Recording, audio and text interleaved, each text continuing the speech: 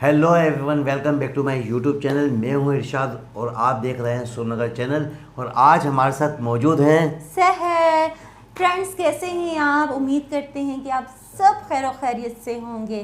तो डॉक्टर साहब किसी वीडियो का बता रहे थे, तो डॉक्टर साहब बताइए कौन सी जी। वीडियो है? बहुत ही ज़बरदस्त एक वीडियो है और आपको तो पता ही है कि इंडियन रेलवे जो है बहुत ज़्यादा आगे है दुनिया में। सबसे बिल्कुल। ज़्यादा मैं समझता हूँ कि इनकी ट्रेनें भी ज़्यादा हैं। और फास्टेस्ट ट्रेन का एक मैं जिक्र करूँगा कि दुनिया की फास्टेस्ट ट्रेन के बारे में जो है आज डिस्कस करेंगे। बिल्कुल जी। तो दोस्तों वीडियो की जानिब चलते हैं। वीडियो का टाइटल है फास्ट एंड ट्रेन टेक्नोलॉजी।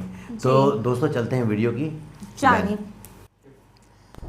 दोस्तों, जापान पूरी दुनिया से कितना आगे है हम सभी जानते हैं। तभी तो जापान ने आज से 58 साल पहले ही 1964 में बुलेट ट्रेन का आविष्कार कर दिया था। वो भी कोई ऐसी वैसी बुलेट ट्रेन नहीं, बल्कि 210 किलोमीटर प्रति घंटे की स्पीड से दौड़ने वाली हाई स्पीड ट्रेन। इसने जापान के ट्रांसपोर्ट सिस्टम को तो हमेशा के लिए बदल ही दिया था। साथ ही दुनिया में हाई स्पीड रेलवे नेटवर्क की भी शुरुआत हो चली थी। जापान ने फिर से रेलवे नेटवर्क को नई ऊंचाइयों पर पहुंचाने का प्लान बना लिया। दोस्तों, जापान में इस समय ऐसी ट्रेन्स भी हैं जिनकी मैक्सिमम स्पीड 600 किलोमीटर प्रति घंटा तक भी पहुंच सकती है। शायद कुछ लोगों ने जापान की फेमस मैग्लेव बुलेट ट्रेन्स के बारे में भी सुना होगा, जो जापान में ऑलरेडी टेस्ट की जा चुकी है।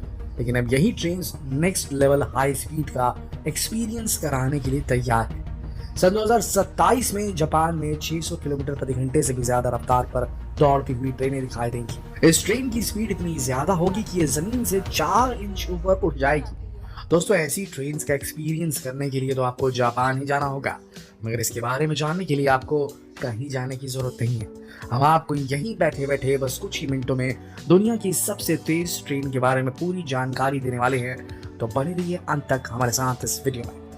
दोस्तों, इस ट्रेन का नाम है SC मैग्लेव और आपको बता दें कि यह विश्व की फास्टेस्ट ट्रेन है। 2027 तक SC मैग्लेव की स्पीड इतनी ज्यादा हो जाएगी कि टोक्यो से नगोया तक पहुंचने में केवल 40 मिनट का समय लगेगा, जो बाई एयर इस दूरी को तय करने से भी कम समय है। दोस्तों, मैग्लेव ट्रेन कोई नया नाम नहीं है। आज भी दुनिया के कुछ देशों में जैसे चाइना और साउथ कोरिया जैसे देशों में मैग्लेव बुलेट ट्रेन दौड़ती है और उनकी स्पीड भी 500 किलोमीटर प्रति घंटे से ज्यादा पहुंच सकती है। जापान में भी मैग्लेव ट्रेन दौड़ती हैं और फास्टेस्ट स्पीड पर दौड़ती हैं, लेकिन जापान की SC मैग्लेव के बारे में कुछ चीजें बेहद खास हैं। और सबसे खास है वो ये कि उसका लगभग 60 साल पुराना सपना। जापान ने 1962 में 1962 में टोक्यो से ओसाका तक की दूरी को 1 घंटे में तय करने के लिए SC मैग्लेव ट्रेन पर स्टडी करनी शुरू की थी। उसके बाद 1979 में इसके ऊपर एक्सपेरिमेंट शुरू हुआ। एक्सपेरिमेंट साइट थी मियाजाकी प्रीफेक्चर। इस ट्रेन का अनमैन्ड एक्सपेरिमेंट 1989 में किया गया और उस समय 1989 में इसकी स्पीड थी 517 किलोमीटर पर आवर। फिर मैन्ड एक्सपेरिमेंट किया गया सन 1999 में यामांशी प्रीफेक्चर। उस समय इसकी स्पीड 552 किलोमीटर पर आवर तक पहुंची। 2015 में जापान की मैग्लेव ने 603 किलोमीटर प्रति घंटे की स्पीड का रिकॉर्ड बनाया और अब फाइनली चुओ शिनकानसेन लाइन 2027 तक बनकर तैयार हो जाएगी, जो टोक्यो को नगोया से जोड़ेगी और केवल 40 मिनट में टोक्यो से नगोया पहुंचा देगी। अभी ये दूरी 90 मिनट में तय की जाती है, लेकिन SC मैग्लेव आने के बाद बस 40 मिनट में पूरी हो जाएगी ये दूरी। फिर इस लाइन को आगे ओसाका तक एक्सटेंड किया जाएगा और 2045 तक टोक्यो से ओसाका तक पहुंचने में चुओ शिनकानसेन लाइन से केवल 67 मिनट का समय लगेगा। लेकिन आखिर ये मैग्लेव है क्या, ये कैसे चलती है और जापान जिस चुओ शिनकानसेन लाइन को दुनिया की सबसे फास्टेस्ट ट्रेन लाइन बनाना चाहता है, उसके ऊपर दौड़ने वाली SC मैग्लेव ट्रेन में आकर क्या खास है? दोस्तों, मैग्लेव ट्रेन मैग्नेटिक और लेविटेशन का कॉम्बिनेशन है। लेविटेशन यानी कि हवा में उड़ना, हवा में जमीन से उड़ जाना। ये सुपर कंडक्टिंग मैग्नेट्स का इस्तेमाल करती है, इसीलिए इसे SC मैग्लेव ट्रेन बोलते हैं। इसमें इलेक्ट्रोडायनामिक सस्पेंशन सिस्टम का इस्तेमाल किया जाता है। मैग्लेव ट्रेन के कैरियज और ट्रैक्स के बीच मैग्नेटिक रिपल्शन के प्रिंसिपल पर काम करती है। एक बार तेज करंट पर चार्ज होने के बाद इस ट्रेन के सुपर कंडक्टिंग मैग्नेट्स इसके चारों तरफ एक सर्कुलेटिंग DC करंट प्रोड्यूस करते हैं और हमेशा के लिए एक स्ट्रॉन्ग मैग्नेटिक फील्ड क्रिएट कर देते हैं, वो भी बिना किसी एनर्जी लॉस के। ये ही टेक्नोलॉजी 2030 तक न्यूयॉर्क और वॉशिंगटन डीसी को भी कनेक्ट करेगी और केवल 1 घंटे में इस दूरी को तय किया जा सकेगा। इस ट्रेन को सक्सेसफुली ऑपरेट करने के लिए 3 ऑब्जेक्टिव्स को पूरा करना जरूरी होता है: प्रोपेल, लेविटेट और गाइड। इन्हें समझने से पहले इसके सुपर कंडक्टिंग मैग्नेट्स को समझना बेहद जरूरी है। लेविटेटिंग ट्रेन्स को, यानी कि जो ट्रेन जमीन से ऊपर उठकर, इनके ट्रैक से ऊपर उठकर बिना ग्राउंड को, बिना रेलवे ट्रैक को टच करके ऑपरेट कर सके, इसे लेविटेटिंग ट्रेन कहा जाता है।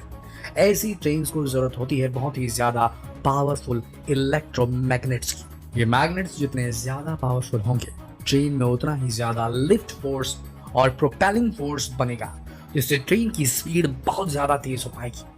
नॉर्मल इलेक्ट्रोमैग्नेट्स में हीटिंग इश्यू की वजह से ये सब पॉसिबल ही नहीं है, लेकिन सुपर कंडक्टिंग मैग्नेट्स में जीरो रेजिस्टेंस के साथ बहुत ज्यादा मात्रा में करंट फ्लो और प्रोड्यूस किया जा सकता है। इसीलिए सुपर कंडक्टिंग मैग्नेट्स ही इस ट्रेन के लिए परफेक्ट है। और सबसे दिलचस्प बात यह कि सुपर कंडक्टिंग कॉइल्स को केवल एक बार ही चार्ज करने की जरूरत है। अब सुपर कंडक्टिंग कॉइल्स को इस्तेमाल करते हुए सबसे बड़ा चैलेंज सामने आता है कॉइल्स को सुपर कंडक्टिंग स्टेज पर ही बनाए रखना। इसलिए इसमें लिक्विड हीलियम रेफ्रिजरेशन सिस्टम का इस्तेमाल किया जाता है। अब इस कॉम्बिनेशन के बाद प्रोपेल करना बहुत ईजी हो जाता है। प्रोपेल यानी ट्रेन को आगे की तरफ पुश करना। इसके लिए गाइडवेज में नॉर्मल इलेक्ट्रोमैग्नेट्स का इस्तेमाल किया जा सकता है। इन्हें प्रोपेलिंग कॉइल्स बोला जाता है। इन्हें गाइडवेज के अंदर फिक्स किया जाता है। गाइडवे ट्रेन ट्रैक्स पर दोनों तरफ लगे हुए होते हैं। ये मेटल कॉइल्स या प्रोपेलिंग कॉइल्स क्रॉस कनेक्टेड होती हैं। ये फिगर 8 पैटर्न में एक दूसरे से सटी हुई होती हैं, जिससे इलेक्ट्रोमैग्नेट्स फॉर्म होते हैं। ट्रेन में मोशन को शुरू करने के लिए पहले तो ट्रेन रबर के व्हील्स पर चलना शुरू करती है और उसके बाद ट्रेन के नीचे लगे हुए मैग्नेट्स गाइडवेज में लगे मैग्नेट से इंटरैक्ट करना शुरू करते हैं। और उसके बाद जब ट्रेन 150 किलोमीटर प्रति घंटे की स्पीड तक पहुंच जाती है, तब मैग्नेटिक फोर्स इतनी स्ट्रांग हो जाती है कि लेविटेशन का ऑब्जेक्टिव पूरा हो जाता है, यानी कि ट्रेन 4 इंच ऊपर ट्रैक से उठ जाती है। ऐसा होने पर ट्रेन और ट्रैक के बीच कोई फ्रिक्शन नहीं होता, जिससे रफ्तार बेहद तेज की जा सकती है। उसी समय मैग्नेटिक फोर्स जिससे ट्रेन लिफ्ट होती है, वही फोर्स अब इसे प्रोपेल भी करना शुरू करती है, यानी आगे की ओर बढ़ाती है और साथ ही इसे गाइडवे के सेंटर में भी रखती है। जब ट्रेन रुकती है तो रबर के टायर्स पर होती है और साथ ही मैग्नेटिक कनेक्शन भी नहीं होता, तो ट्रेन लेविटेट नहीं करती बल्कि जमीन पर ही आ जाती है। अब हमने जिस तीसरे ऑब्जेक्टिव की बात की थी वो था गाइडेंस। इसका मतलब है ट्रेन को सेंटर में रख पाना, मतलब ट्रेन किसी भी साइड के गाइडवे से टच ना हो सके और लेविटेशन के समय भी बीच में ही रहे। क्योंकि अगर ट्रेन पहियों पर चले, चक्कों पर चल रही है, तब तो जाहिर है ट्रैक पर ही चलेगी, मगर जब ट्रेन हवा में है, जमीन से ऊपर उठ गई है, तब गाइडेंस मुश्किल है, उसे स्टेबल रख पाना मुश्किल है। तो जैसा कि हमने पहले बताया कि फिगर 8 शेप्ड कॉइल से इस ऑब्जेक्टिव को अचीव करना पॉसिबल है। सेम मैग्नेटिक फोर्स से ही गाइडेंस का काम भी पूरा हो जाता है। दोस्तों, ये पूरी टेक्नोलॉजी जापान के इंजीनियर्स ने आज से 60 साल पहले अचीव की है, जो कि बहुत बड़ी बात है, जिसकी वजह से हाई स्पीड मैग्लेव ट्रेन से सुपर कंडक्टिव मैग्लेव ट्रेन तक पहुंच पाई है और हाई स्पीड लेविटेशन ट्रेन बनाने का जापान का सपना पूरा होने वाला है। दोस्तों, आपको बता दें कि जापान इतनी सावधानी से अपनी टेक्नोलॉजी डेवलप करता है कि जापान की हाई स्पीड रेल लाइंस के 60 साल के इतिहास में आज तक एक भी नॉट अ सिंगल वन, कोई जानलेवा हादसा नहीं हुआ है। दोस्तों, टोक्यो से ओसाका तक का जो रूट है, उसके स्टॉप्स शिनागावा, सागामाहिरा, कोफू, लीडा और नाकात्सुगावा के स्टेशंस पर भी होंगे। दोस्तों, टोक्यो से ओसाका तक के 286 किलोमीटर का मैग्लेव बुलेट ट्रेन ट्रैक का 80% हिस्सा अंडरग्राउंड होगा। इस प्रोजेक्ट की टोटल कॉस्ट $55 बिलियन है, जो कि 44,000 करोड़ भारतीय रुपए से भी ज्यादा है। ये ट्रेन जब पूरी हो जाएगी तो एक ट्रेन में 16 कैरियर्स होंगे और एक ट्रेन में एक साथ 1000 लोग कंफर्टेबली ट्रैवल कर पाएंगे। फिलहाल लोगों को मैग्लेव टेस्ट राइड्स के लिए भी समय समय पर इनवाइट किया जाता है। टेस्ट राइड्स के लिए टूरिस्ट को Yamanashi prefecture maglev exhibition centre जाना पड़ता है। दोस्तों, उम्मीद करते हैं कि आपको दुनिया की फास्टेस्ट ट्रेन के बारे में पूरी जानकारी हो गई होगी। आपको ये वीडियो कैसे लगी कमेंट करके हमें जरूर बताएं और इस वीडियो को ज्यादा से ज्यादा शेयर करें, ताकि हर भारतीय को भी जापान की इस फ्यूचरिस्टिक टेक्नोलॉजी की जानकारी हो सके और एहसास हो सके कि वो 21वीं सेंचुरी में जी रहे हैं। लेकिन देखा जाए तो जापान शायद 22वीं सेंचुरी में पहुंच चुका है। क्या कहते हैं? क्या जापान बाकी दुनिया से 100 साल आगे चल रहा है टेक्नोलॉजी की फील्ड में? कमेंट सेक्शन में लिखकर अपना उत्तर जरूर दीजिएगा। कल फिर मिलते हैं एक और दिलचस्प वीडियो में। तब तक के लिए आप सबका इस वीडियो के अंत तक रहने के लिए दिल से धन्यवाद।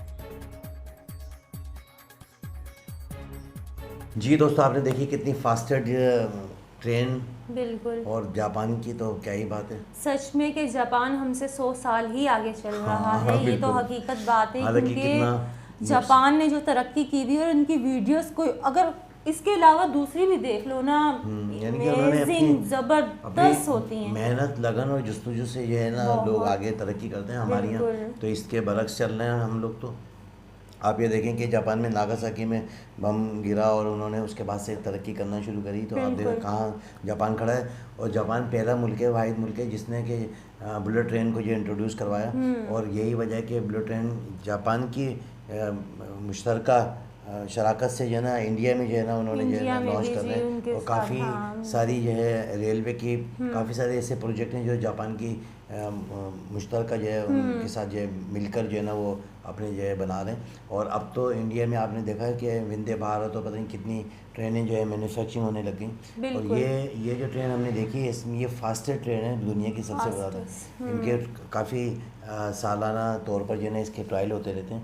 और 600 पर किलोमीटर पर आवर्स किलोमीटर, यानी कि 1 घंटे में 600 बहुत ज़्यादा किलोमीटर उसकी स्पीड। जहाज़ से तेज़ स्पीड हो गई कि जहाज़ में भी इतनी जल्दी जो है ना नहीं पहुंच सकते जितनी जल्दी इसमें पहुंच सकते हैं। और इनके आप ये देखो जो ट्रैक बिछाएं, चलो ट्रेन तो बन गई, उसकी स्पीड भी तेज़ हो जाएगी, लेकिन जो ट्रैक बिछाए गए ना उसकी मजबूती आप देखो कितनी मजबूती होगी कि वो एकदम पलक झपकते ही जो है ना ट्रेन जो है निकल के चली जाती है। और काफ़ी सारे स्टेशन इन्होंने बनाए और बड़ी, यानी कि ये गर्व की बात है और बहुत बड़ा एजाज़ है जापान के पास कि उन्होंने इतनी बड़ी टेक्नोलॉजी को जो है ना ये कामयाब किया। और मज़ीद जो है उनके ट्रायल चल रहे हैं, हो सकता है कि इससे भी ज़्यादा फास्टेस्ट ट्रेनें ले आएँ। आपको पता है सर कि ये जो है ना ज़मीन से जो है 4 इंच ऊंची हो जाती है। अच्छा। और ये मैग्नेट के थ्रू चलती है। इनके मैग्नेट, इसके कोई पहिए तो है नहीं कि मैग्नेट लगा हुआ है, मैग्नेट की उस पर जो है ना इलेक्ट्रिसिटी के हवाले से जो है ना इसको जो है ना रन किया जाता है। और बहुत ही जाने खूबसूरत, अंदर से भी आपने देखा कि 1000 अफराद जो है एक टाइम में जो सफ़र करते हैं। और अंदर से कितनी खूबसूरत है, बहुत बैठने की ज़्यादा, कैपेसिटी। ऊपर से कितनी खूबसूरत हाँ, बनी हुई थी, उसकी बिल्कुल। बनावट कितनी खूबसूरत थी, और अंदर से तो क्या बात है, बहुत ज़बरदस्त। और अल्फाज नहीं है कि तारीफ़ करने के, कि हम लोग किस तरीके किस से, चीज़ किस की तारीफ़ अंदाज करें। से किस चीज़ की तारीफ़ करें हम इस ट्रेन की। अच्छा सर, ये चीन की तो बातें क्या है, चीन और बिल्कुल। जापान साथ साथ ही हैं। हाँ, उनकी ज़ुबान बिल्कुल। तो आपको पता ही है कैसी है। हाँ। तो मुझे भी बड़ा अच्छा लगता है जब मैं बोलता हूँ तो हम लोग आपस में कुछ बोल के दिखाते हैं अपने दोस्तों को। हाँ हाँ हाँ हाँ हाँ हाँ हाँ हाँ हाँ हाँ हाँ। अगर हम वहाँ चले गए तो हम क्या बातें करेंगे, तो हम यही करेंगे, ची पौ ची पौ हाँ। हाँ। अच्छा कोई सॉन्ग आता है तो मैं सॉन्ग